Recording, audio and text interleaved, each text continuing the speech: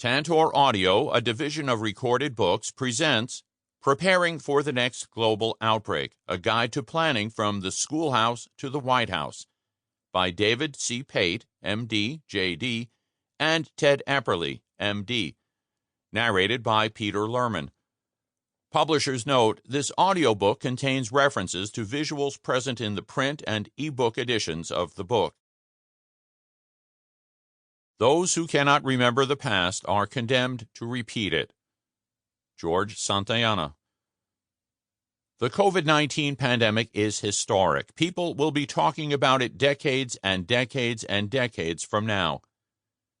Anthony S. Fauci, M.D., Director of the National Institute of Allergy and Infectious Diseases, National Institutes of Health. Preface. The authors are physician leaders in Idaho. Both have been on the tip of the spear in trying to educate and protect the public during the COVID-19 pandemic. They have worked together for more than a decade to transform healthcare in Idaho by leading their respective organizations and partnering with each other, and most recently, have served as co-chairs of the Healthcare Transformation Council of Idaho, sponsored by the Idaho Department of Health and Welfare. Dr. Pate, a specialist in internal medicine and a healthcare attorney, retired from his prior role as president and CEO of St. Luke's Health System, based in Boise, Idaho, at the end of January 2020. He took a call from the governor of Idaho a couple of weeks later that brought an abrupt end to what he and his wife Lynette anticipated would be a relaxing time together, enjoying retirement. That call was a request for Dr. Pate to serve as a member of the governor's coronavirus working group to advise the governor on the public health issues associated with the threat of COVID-19. From that point on, Dr. Pate has attended weekly working group meetings, advised Idaho's largest school district on its pandemic plans, been active on Twitter, at Dr. Pate's blog, in commenting on COVID-19 and answering his followers' questions, written a blog, drpatesblog.com, participated in numerous press and media interviews, and answered listeners' questions about the coronavirus on a weekly program on a local NPR radio station. Dr. Epperly, a family physician who has committed his career to graduate medical education, developing future primary care physicians for Idaho and the nation, and caring for minority and poor populations of patients in Idaho, is the president and CEO of Full Circle Health, a large federally qualified health center with 10 clinics, 4 family medicine residency programs, 1 pediatric residency program, and 6 fellowships. Idaho's public health system is divided into 7 public health districts, and Dr. Epperly has served as a member of the board for Central District Health, the most populous health district in Idaho. During 2020, Dr. Epperly was an influential and outspoken board member, frequently advocating for the public health measures needed to protect Idahoans, influencing the district's board to take some of the strongest measures of any public health district in Idaho, often after being inundated with emails in opposition to any restrictions, and regrettably, even after protesters showed up at his home in an effort to intimidate and harass him and his wife Lindy. Dr. Pate's wife, Lynette, had urged him to write a book about the pandemic for months. It was, however, a call from Dr. Epperly to Dr. Pate, suggesting that the two consider co-authoring a book on the subject, that caused Pate to agree without hesitation. Both physicians have spent so much time and effort to combat the pandemic in Idaho that they agreed that, though an end is hopefully in sight given the COVID-19 vaccines, it is imperative that future U.S. presidents and their administrations, the federal government and its health agencies, state governments and its leaders, public health leaders and healthcare leaders, learn the lessons that this COVID-19 pandemic has to teach us. The authors know that there will be another pandemic. They just do not know when. Whenever it is, they pray that the country does not repeat the mistakes of this pandemic response, and that, as a country, we can be better prepared for that future day so that there will be less loss of life, less serious illness, fewer long-term health consequences and healthcare costs, less economic devastation, less disruption to life, less impact on America's mental health, and fewer disparities in healthcare, and less politicization, less divisiveness, and more compassion as we come together as one Idaho, one nation, and one global community. Chapter 1: The SARS-CoV-2 Virus and the COVID-19 Pandemic. The worst pandemic in modern history was the Spanish flu of 1918, which killed tens of millions of people. Today, with how interconnected the world is, it would spread faster. Bill Gates. In March of 2020, President Donald J. Trump made several statements, including, "Nobody knew there would be a pandemic or epidemic of this proportion. So there's never been anything like this in history. There's never been." He also said, "And nobody's ever seen anything like this." On another occasion, he remarked, "I just think this is something that you can never really think is going to happen."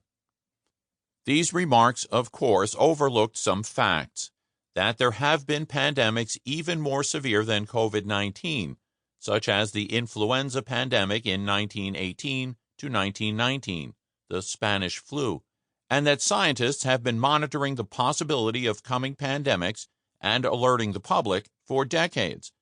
There have been numerous books written that project the chance of a future pandemic, and Bill Gates gave a TED Talk in 2015 in which he warned of a coming global health threat.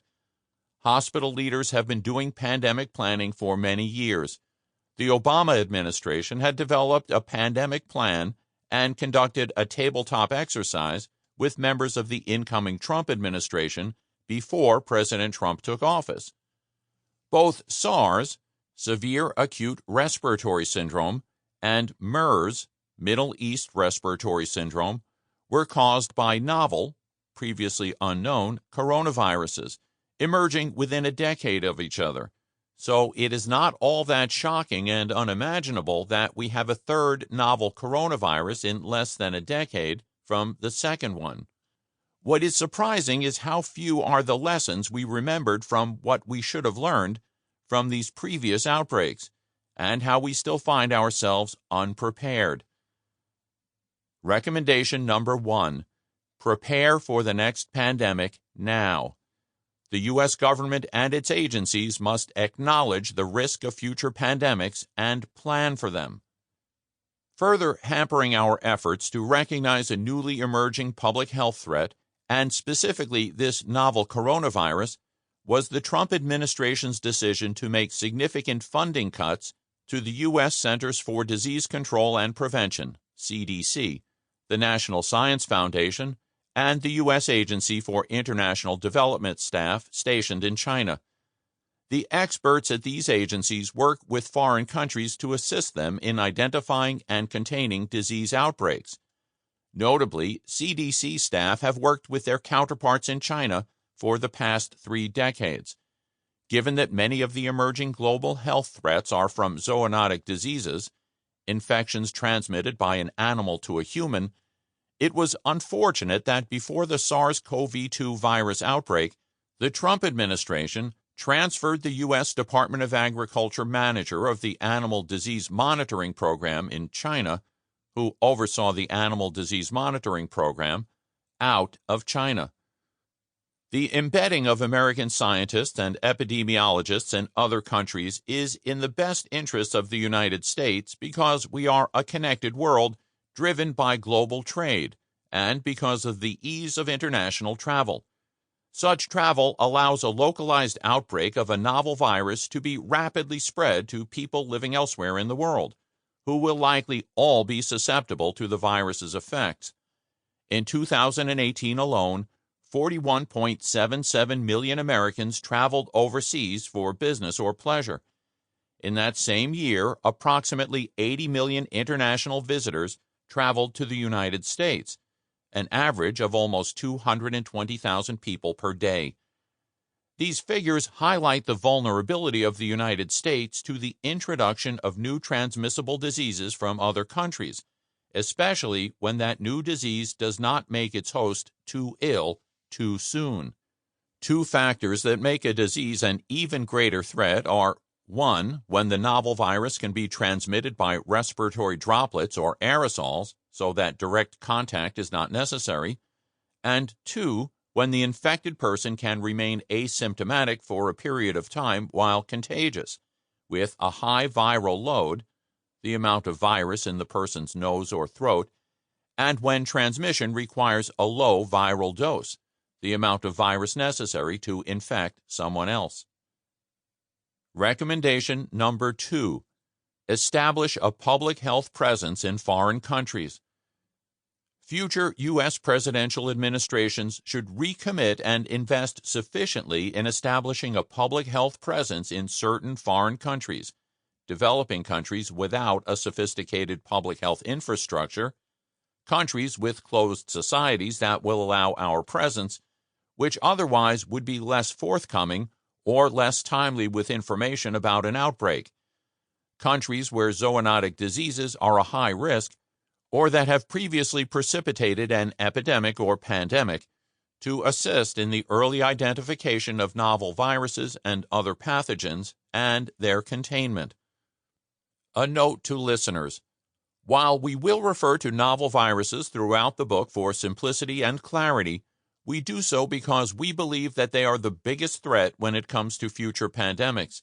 However, we do not want listeners to get the impression that viruses are the only potential pathogen that could lead to a future pandemic, nor do we suggest that the virus would necessarily have to be novel. Given that we are writing this book during the pandemic, our description of the timeline and developments is incomplete. There is no doubt that we will continue to learn more about this virus and the disease it causes. It is entirely possible that the things we think we know will be proven wrong in the future.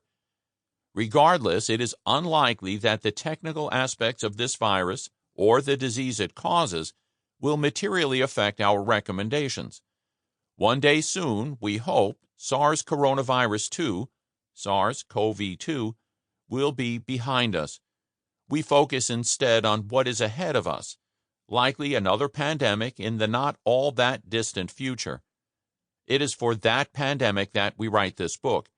We believe that the lessons from the present situation may avert that future pandemic or at least lessen its impact.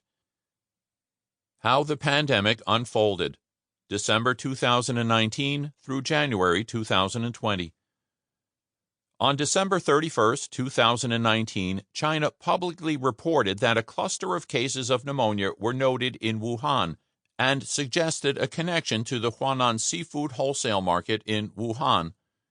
On January 1, 2020, China reported that the seafood and animal market was closed and that samples retrieved from the market had tested positive for a novel coronavirus.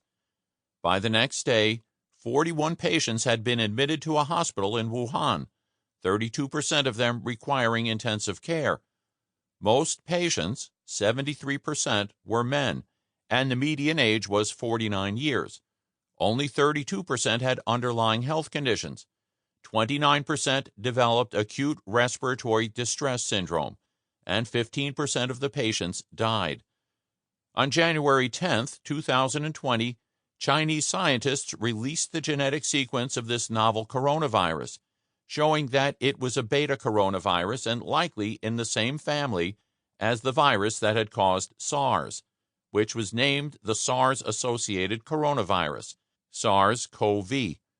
SARS was first reported in February 2003 in Asia.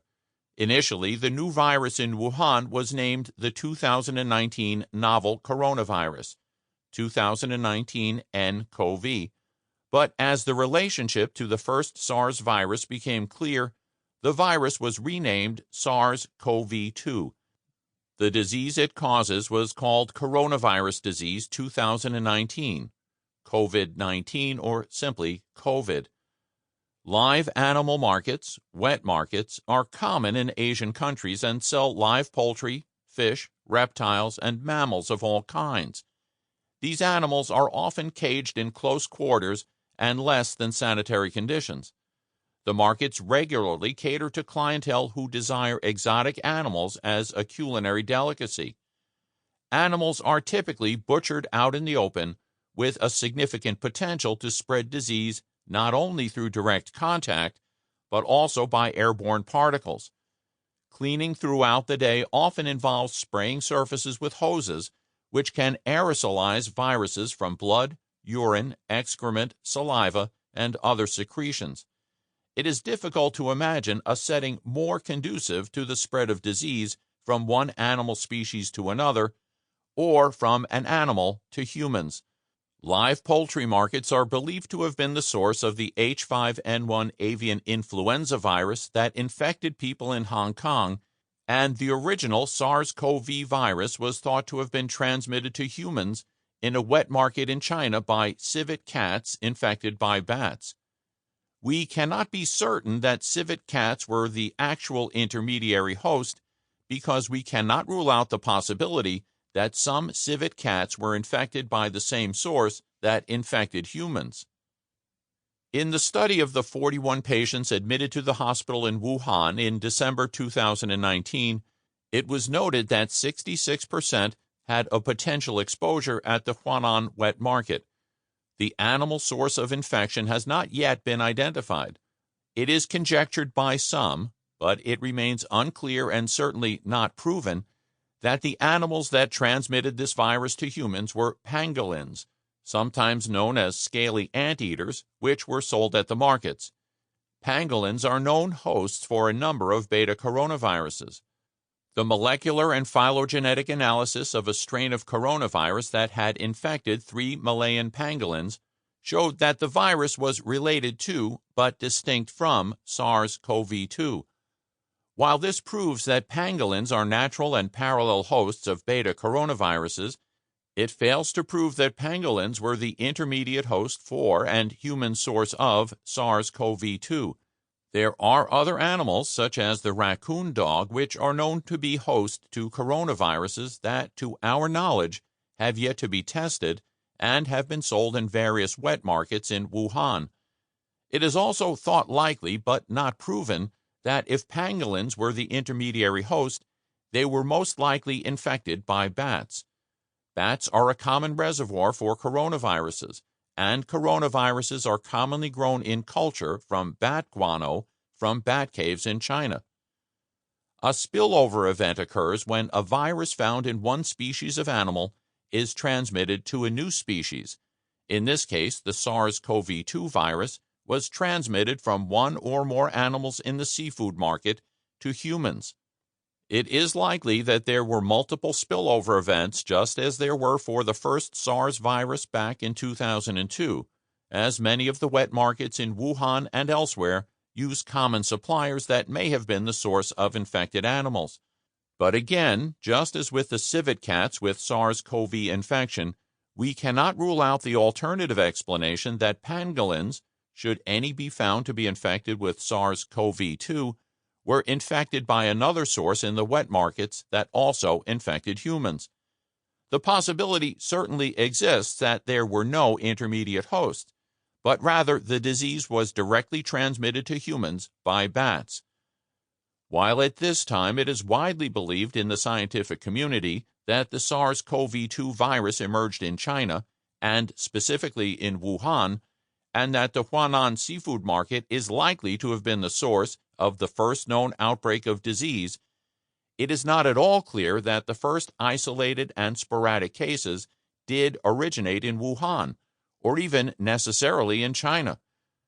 Researchers examined the throat swab of a 4-year-old boy in Milan, Italy, obtained on December 5, 2019, after the boy was suspected to have had measles, but tested negative for the measles virus. His symptoms began on November 21st with cough and inflammation of his nasal passages. 9 days later, he was taken to the emergency room with respiratory symptoms and vomiting. On December 1st, he developed a measles-like rash. The throat swab was tested by PCR, polymerase chain reaction, and genetic sequencing techniques and was confirmed to contain SARS-CoV-2 genetic material. Unfortunately, the quality of the sample did not allow for testing to identify the country of origin of the virus, neither proving nor disproving its relationship to the Wuhan strain of SARS-CoV-2. The SARS-CoV-2 virus has retrospectively been identified in wastewater samples taken on December 18, 2019, in the cities of Milan and Turin in Italy, even though Italy would not recognize its first confirmed case until mid-February 2020. The virus was also detected in samples from patients hospitalized in France at the end of December 2019. There have been studies of blood donations in the United States that tested positive for the SARS-CoV-2 virus in that same month. Although uncertainty remains as to when, where, and how the SARS-CoV-2 virus first infected a human, the assessment of the World Health Organization and the majority opinion of scientists and U.S. intelligence services is that SARS-CoV-2 was transmitted to a human from an animal. Because an animal source has not yet been identified, which is not unusual for epidemics and pandemics, and because a virology laboratory in Wuhan is known to have been conducting coronavirus research, there is speculation as to whether the first humans infected were those working at the Wuhan Institute of Virology, and whether those individuals may then have transmitted the virus outside of the laboratory, the so-called lab leak theory. Unfortunately, a lack of cooperation and transparency from the Chinese government has only heightened this concern. It should be noted that at this time, there is no evidence to support a lab leak. The Wuhan Institute of Virology has denied working with the SARS-CoV-2 virus and asserted that stored samples of blood from the scientists working in the lab do not show serologic conversion prior to the time of the outbreak of COVID-19 in Wuhan. There is currently no publicly available evidence to controvert these assertions. Furthermore, the fact that we have identified two lineages of the SARS-CoV-2 virus circulating in Wuhan in some of the earliest samples we have would seem to strongly favor multiple spillover events from animals to humans over a lab leak. While at this time we cannot be certain when or where the virus originated, the outbreak in Wuhan, China is, nevertheless, the first such event observed. Our recommendations that follow continue to apply, because the observation of such a specific outbreak probably will be the earliest and only opportunity to detect and react to a future pandemic. Isolated and sporadic cases that often precede an outbreak typically are not identified, as these cases were, for many weeks or even months after the pandemic is underway. Recommendation number 3. Establish infection control measures in wet markets. The United States and the world's leaders must place pressure on China and Asian countries that have wet markets to develop and enforce public health measures to prevent the high-risk activities that create significant threats for zoonotic infections and the transmission of novel viruses. In early January 2020, China, the World Health Organization, and other public health experts indicated that there was no evidence of human-to-human spread, which unfortunately was not only wrong, but also likely caused many of us to underestimate the threat of this disease outside China. In retrospect, one wonders whether the best approach would have been to automatically assume human-to-human transmission, given that while 66% of patients reported a connection to the wet market, 34% did not. Recommendation number 4. Presume contagiousness until proven otherwise. With a novel virus that causes respiratory illness, especially one belonging to a family of viruses known to be infectious, we should presume human-to-human transmission is possible until proven otherwise. Furthermore, there were reported infections in at least one of the patient's families and later other families that certainly should have increased the suspicion of person-to-person transmission. Of course, human-to-human transmission was all but certain when we later learned that 3,387 healthcare workers in China had been infected as of February 24th. A subsequent report by the Chinese Red Cross Foundation, the National Health Commission of the People's Republic of China, and the public media noted that as of April 3rd, 23 of those 3,387 healthcare workers had died from infections that were tied to patient care. In looking at the characteristics of these 23 healthcare workers who died, a predominance of male patients was once again noted. The median age was 55 years, and only slightly more than 20% were known to have underlying health conditions. The median time from the onset of symptoms to hospitalization, for those for whom data was available, was 6 days. The median time from hospitalization to death was 19 days, with a range of 1 to 47 days. Alarmingly, a range of serious conditions was noted in those who went on to die: septic shock, multiple organ dysfunction, cardiac injury, hypercoagulability, a condition of increased blood clot formation, intracardiac thrombus, blood clot inside the heart, and secondary bacterial infections. Unfortunately, the timing of this outbreak in Wuhan was probably the worst possible. The Chinese New Year, or Spring Festival, took place on January 25th in 2020. It is customary for Chinese people to travel to be with family for this holiday, and every year millions do. In fact, one of China's major international airports is in Wuhan. Chinese officials locked down Wuhan on January 23rd, restricting all travel in and out of the city. However, by January 20th, there were already reports of confirmed cases of COVID-19 in 3 countries: Japan, South Korea, and Thailand, with exposures related to travel to China or to someone who had recently traveled from China. Recommendation number 5: immediate targeted lockdowns. With an estimated 4 million international travelers per day, health officials must act swiftly to lock down travel in and out of any area of the world with an outbreak of a novel virus. We must seek agreement from the world's leaders to cooperate in instituting travel restrictions as soon as an outbreak of a novel virus is detected. China's National Health Commission did not announce confirmed person-to-person transmission until January 21st. By this time, many people had likely already traveled, were in the process of traveling, or were planning travel very shortly, and would not have wanted to cancel their trip in light of this important holiday. The CDC did not confirm human-to-human transmission of SARS-CoV-2 until January 30th, 2020, when a man living in Chicago tested positive after his wife returned from Wuhan and she became symptomatic with COVID-19.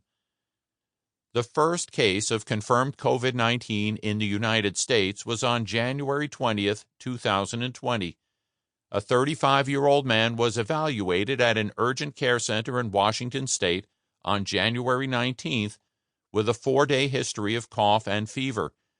He reported having returned home to Washington on January 15th from a trip to Wuhan to visit his family.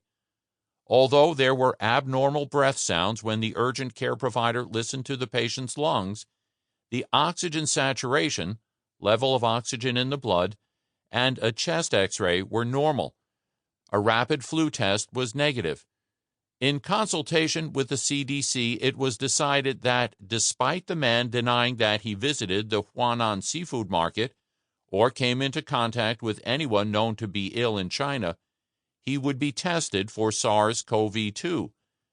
There was only one test for SARS-CoV-2 available in the United States at the time, and it required the samples to be sent to the CDC in Atlanta for testing. The test was reported to be positive on January 20th, again providing significant evidence for human-to-human transmission. As a precaution, the man was admitted to an isolation unit in a hospital following the test results. He reported cough, nausea, and vomiting, but no chest pain or shortness of breath. The patient had intermittent fever. Sample complete. Ready to continue?